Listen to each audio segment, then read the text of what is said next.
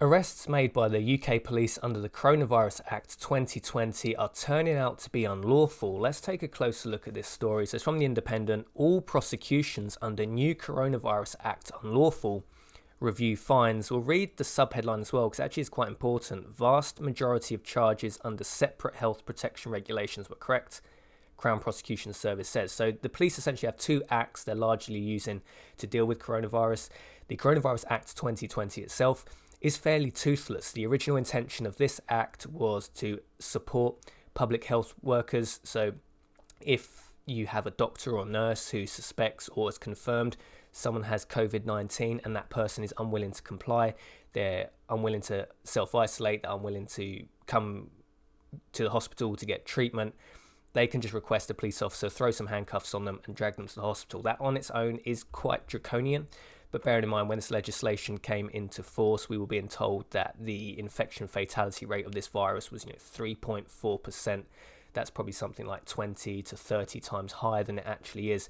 So you can probably see how the argument could be made that the Coronavirus Act 2020 was needed. However, it is being abused by the police, and that's why these charges and arrests are being overturned.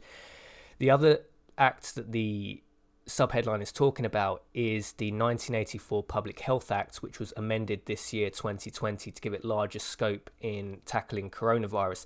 At the moment it seems like the 1984 Act is holding up. It's not being seen as unlawful. However, I have heard from some legal experts that the 1984 Act may be contested under higher laws such as Magna Carta, such as the Human Rights Act. The 1984 Act just may not be workable with English common law, so we'll see what happens to that. I mean, to take down the 1984 Act, or at least contest large parts of it, will probably take a lot more judicial review. It will take a lot more legal experts to really pick away at that and find out if the 1984 Act itself is also unlawful. But they've taken down the Coronavirus Act 2020 quite easily. So we'll read the story. All prosecutions under the new Coronavirus Act have been unlawful, a review has found. The Crown Prosecution Service revealed that all 44 charges it had so far checked had been withdrawn or overturned. Those wrongly convicted include a woman who was fined £660 after being stopped while loitering at a railway station in Newcastle. This is a story that I covered at the time. I'm certainly no legal expert, but I have just a basic broad barometer from being a British citizen of what feels right and what does not feel right. We covered that story at the time. It didn't sit well with me that the British Transport Police, I believe it was BTP, had arrested this woman and then she'd been fined £660. I mean, she didn't have a valid railway ticket for the train that she was supposedly waiting for. That, I think, someone was only like a £60 fine on its own, but the bulk of the fine was just pushed through using the Coronavirus Act legislation, and it just didn't really sit well with me. It didn't really seem like a moral use of the law at the time, and that's probably one of the reasons why these charges are starting to be overturned. I even said in the video I suspected it was probably going to be overturned at the time. So under the Coronavirus Act, all 44 charges were incorrect, he told a remote press conference on Friday.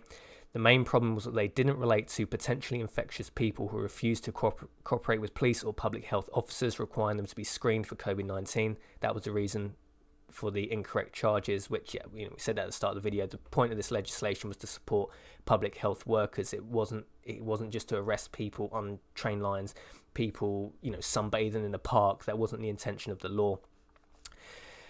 So more than 14,000 fines have been handed out under the regulations across England and Wales since 27th of March, new figures show. There is no route to appeal the penalties without refusing to pay and risk prosecution, which is very draconian. So you can't appeal without refusing to pay, and then you could potentially face prosecution, which probably, again, doesn't really sit well with Magna Carta. This is official Parliament website, parliament.uk, contents of Magna Carta. We'll actually read from here, just get an insight of... People think like Magna Carta isn't no longer pertinent, but it is. There's certain parts of it, especially the important parts, that are still valid. So only 4 of the 63 clauses in Magna Carta are still valid today. 1, 13, 39 and 40 of enduring importance to people appealing to the Charter over the last 800 years are the famous clauses 39 and 40. No free man shall be seized, imprisoned, dispossessed, outlawed, exiled or ruined in any way, nor in any way proceeded against, except by lawful judgment of his peers and the law of the land. So Magna Carta quite clear on that, but it seems this this legislation is probably even in violation of Magna. I mean, they won't do anything about this because there's other laws as well that actually violate these laws of Magna Carta. But to not be able to appeal it without refusing and then risk further prosecution is fairly draconian. And, once this blows over, people should really sit down and look at how we're being governed. The laws and the acts that are rushed through Parliament, are they even in line with the values? The UK represents 800 years of history of Magna Carta, and we're treading all over these laws. The Coronavirus Act came in force on the 25th of March and had been drafted at a time when the threat was perceived to mainly come from people entering the UK from abroad, which was interesting because they pushed through this legislation, they rushed it through, so they could have, doctors, nurses, other officials screening people at an airport. Then if you have someone like with flu-like symptoms, you would use the Coronavirus Act 2020 to apprehend them, arrest them, and say, we need to do further checks. Are you positive? Are you negative? They've never even done that. They rushed through this anti-British, anti-Magna Carta, draconian regulation for an idea that they've never wanted to secure the borders. They've never wanted to screen people coming into the UK. So it's madness. It's madness why you tread all over Magna Carta and other pertinent laws that make up the fabric of the UK. But its provisions were rapidly overtaken by events as coronavirus transmission spread within Britain, and the mandatory screening for new arrivals envisaged by law did not take place. So it's just an interesting one. It's just this is why it's so important to stand up for rights, right? Because the government will ultimately do what it wants to if it's allowed to. It will. This is how tyranny essentially spreads, and people may think that's like an extreme statement to make, but history proves if you allow governments to increase power, to tread on civil liberties unchecked, they will do so. So it's interesting to find out anyway, all the charges made that the CPS have investigated so far have been overturned. Only expect that to rise.